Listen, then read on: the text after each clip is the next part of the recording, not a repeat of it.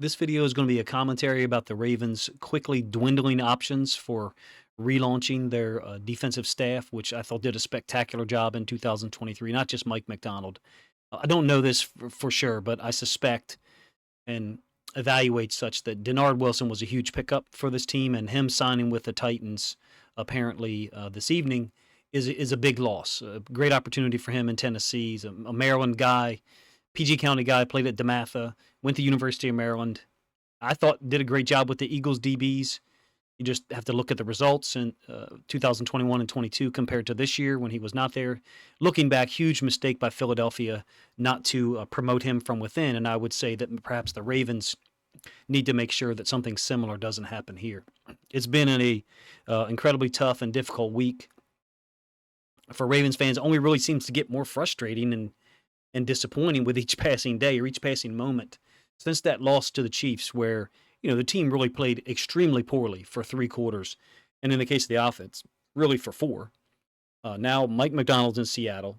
Denard Wilson is moving on to the Titans from all reports. And if you're on social media at all, you're still watching videos of 2 NFL players, position players, who have a Super Bowl to play, bragging and laughing on multiple platforms about confronting a kicker in pregame. Kind of unbelievable. So it's just not been a smooth ride this week at all for Ravens fans. And look, it makes sense that, some NFL teams were waiting until after championship weekend to hire a head coach. And unfortunately for the Ravens, that loss to the Chiefs, as horrible as it was from a outcome standpoint for this season, it's worse because it meant that Mike McDonald and Denard Wilson and others were in play sooner to be hired. Perhaps those teams, Seahawks, Washington, whatever coordinator positions were waiting. Seattle brought McDonald in after just 2 years as an NFL defensive coordinator, which is really interesting to me, even though, look, from a historical standpoint, the 2023 Ravens defense was incredible. But there's been bumps in the road for McDonald as a defensive coordinator. It wasn't that long ago when people were extremely critical of some things in terms of his scheme. And in fact, some of those problems did pop up in the championship game. We had trouble with empty screens still. And I had the Chiefs going empty 9 times in that football game. I think one of them was a penalty that was called back on an empty screen that went for a touchdown. But in any case, I would caution Seahawks fans into thinking that the same cape is just going to be put onto their defense, and they're going to go frustrate, torment, and stop NFL offenses beginning in week 1. They got some incredible personnel defensively. I think Mike McDonald's walking into a really great situation with a lot of young talent. Witherspoon, Woolen, Bobby Wagner. I just love Boye Mafe's game, his physicality, his pursuit. I think he's a foundational piece as an outside linebacker D-end. And then Uchenna Nwosu is an extremely underrated football player. I think McDonald's going to have a lot of success there. But from a personnel standpoint, there'll be a learning curve. The install and the execution of multiple coverages that he wants to play, there'll be a learning curve there, just like there was in Baltimore in 2022. There was some difficulties finding out who can adapt quickly, who can be better served in a less who would be better served in a less multiple system. I'm really talking about Marcus Peters in 2023. He's a guy that I didn't think liked to play our split field quarters pattern match coverages. People use those terms synonymously. Now, where the Ravens go from here, we can suspect that McDonald will, or probably already is, trying to bring guys with him, specifically, or I can't see Anthony Weaver leaving to be the DC in Seattle. I would say Weaver's probably a head coach candidate soon, 2024, 2025. Wilson is gone, who's a Maryland guy, family in the area, from what I know of. Just got hired with the Titans. It would be great if we could have kept all 3 of those guys, Weaver, Orr, and Denard Wilson, along with pass game coordinator Chris Hewitt. But now our best case scenario is 2 of the 3 first guys that I mentioned. Weaver is the assistant head coach already. He, to me, would be the optimal candidate. My guess is Orr is on his way to Seattle, presumably to be the DC, because there's going to be an exponential increase in what McDonald will have to do as a head coach. And I offer to you that it's possible that's too soon for him. He's done a great job as a defense coordinator, but the amount of duties that he will be asked to, that he will have to be responsible for and cover is exponentially large, and it would be a big challenge. I think that D'Amico Ryans, as an extremely experienced NFL coach, was able to handle those duties this year smoothly with the Texans. I think it's a different thing for Mike McDonald, and it will benefit him to have Zach Orr come over, a guy who's familiar with the system. They have consistent terminology with each other, and they could run the defense together in some manner. Whether McDonald calls it or it's Orr really doesn't matter. It'd be the same system, the same structure. It's tough for those guys to decline those jobs. In the case of Wilson or Chris Hewitt or Anthony Weaver, if someone offers him a job. Wilson's only 41, which is crazy because I think he only played 1 year in the NFL after he left Maryland. Eventually with the Eagles for 2 years and then the Ravens this past year. Or, of course, is only 31. He's got ties to the franchise, but he's a Texas guy, so there's nothing to necessarily hold him here like I hope there would be for Denard Wilson. Weaver and Orr have been around the longest. I don't know for certain where we go now. The best case scenario at this point looks like we're able to keep Weaver, Orr, and Hewitt, who would presumably handle the coverage standpoint of this team, being as Weaver is a first-level guy, defensive line coach, Orr is a second-level guy, inside linebackers coach. I haven't even mentioned that it has to be a huge priority that we keep Chuck Smith back on this staff. To me, whatever he wants, exceed it, match it, beat it, because our sacks. Look, as soon as McDonald showed up with that system, we instantly had an uptick in sacks and pressures. Remember 2021, all the blitzes and pressures that the Ravens brought under Wink Martindale's system, but very little return. 2021, in fact, we had 34 total sacks. Oweh at 5 led the team, and then Justin Houston at 4.5. Now, McDonald shows up 2022. We immediately jumped to 48 sacks. Houston, 9.5. Matabike and Campbell, 5.5. And Queen with 5. They all led the way. But there were so many guys who contributed sacks and pressures. The superiority of his system in terms of being sound in coverage and generating more sacks was quite clear in 2022. And then this year, Smith shows up, and then the veterans that the front office brought in, Clowney and Van Noy, those two guys and Matabike accounted for 31.5 of our 60 sacks this year. Incredible. That would be, if we were to lose Clowney, Van Noy, and Matabike, a serious dent in the talent and production at the first level of the defense, meaning interior D-line and outside linebackers, D-ends. Therefore, for me, bringing back Smith is non-negotiable. Name your price, dude, and we will exceed it. That's my philosophy on him, to preserve the continuity with young guys, Oweh, Ojabo, presumably when he comes back from injury, and increase their rate of learning and production.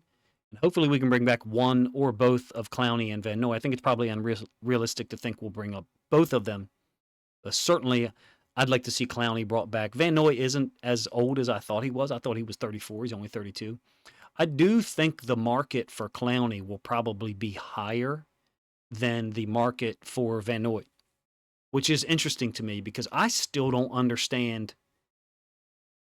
I really still don't understand how the market for Van Noy at the beginning of the year wasn't higher. If you looked at his film, how he finished 2022 with the Chargers, the film was clear. He played well. I remember when we did sign him in week 4 and in training camp as well, when there was speculation because we'd brought him in for a visit and he didn't sign.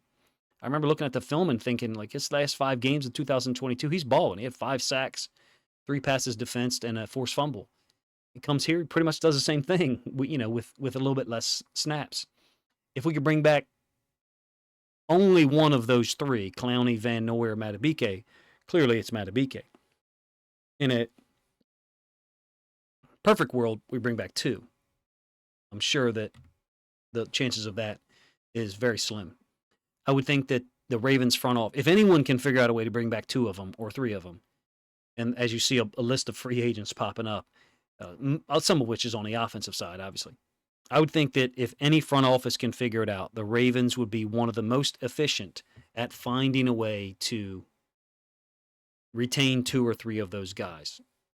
McDonald's gone, Wilson's gone, Queen. We've all read things and heard things, that everything's gone from his social media.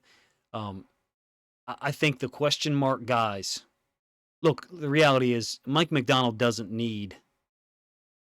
He could take Patrick Queen there. That would be a great opportunity for Queen. But he doesn't need a Clowney or a Van Noy in Seattle. He doesn't.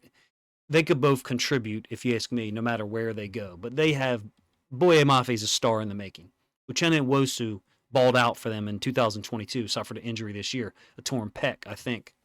I would think of the two, Clowney and Van Noy, the one that would fit better in Seattle and doesn't have a history of being there would be Van Noy, because he's a versatile guy who could accept 25, 30 snaps a game and help them be a little bit more multiple in coverage and some of the things that Mike McDonald likes to do, safe blitzes, exchange blitzes, dropping an outside linebacker back, bringing an inside linebacker or nickel off the edge, as well as some leadership. Very appealing if you ask me to bring Clowney back to Baltimore. I think his price tag is probably going to be higher than others. Even though I think both of them can contribute at a high rate, my suspicion would be most Ravens fans would prefer to bring back Clowney. And I can't blame them.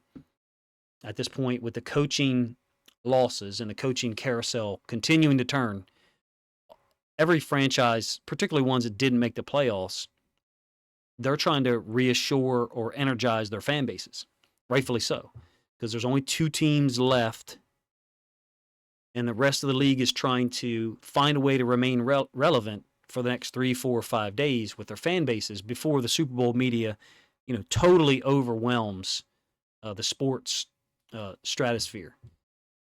From a Ravens standpoint, in terms of the loss and losing the coaches, the loss stings on multiple levels.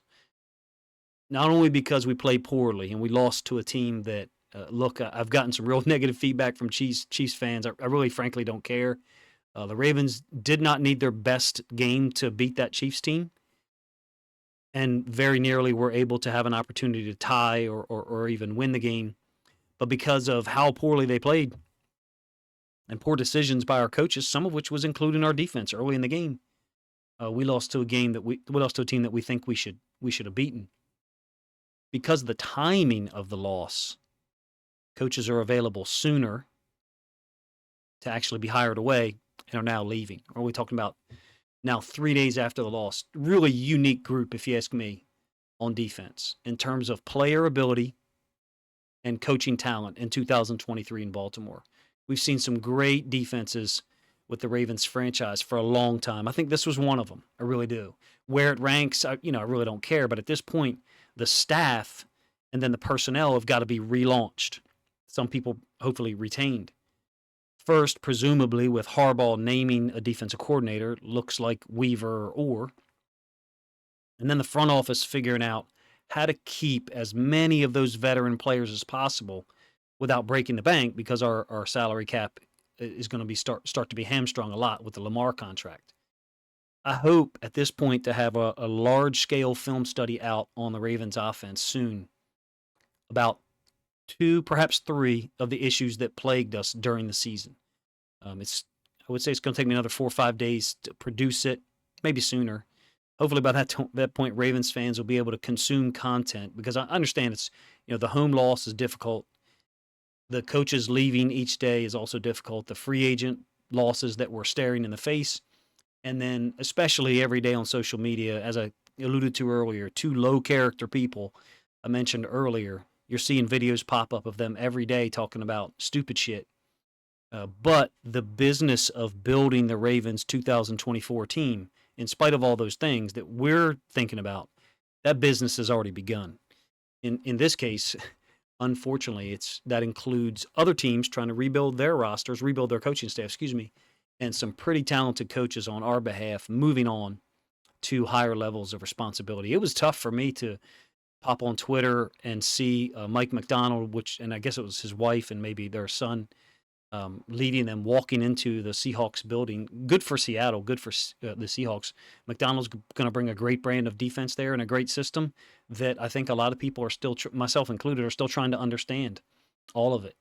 So congratulations to him and Denard Wilson. Those guys definitely brought a lot of expertise, passion, and energy to this team in 2023.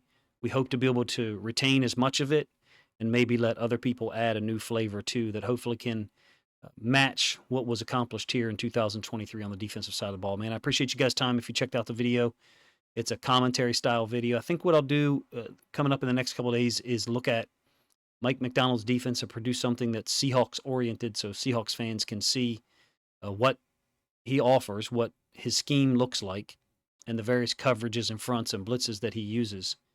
Because we only got to experience the guy for 2 years, and it was a heck of a ride. I appreciate you guys' time. If you think other Ravens fans would enjoy this commentary style video, then please consider grabbing a link to this, sharing it out on social media so other Ravens fans can enjoy this video as well.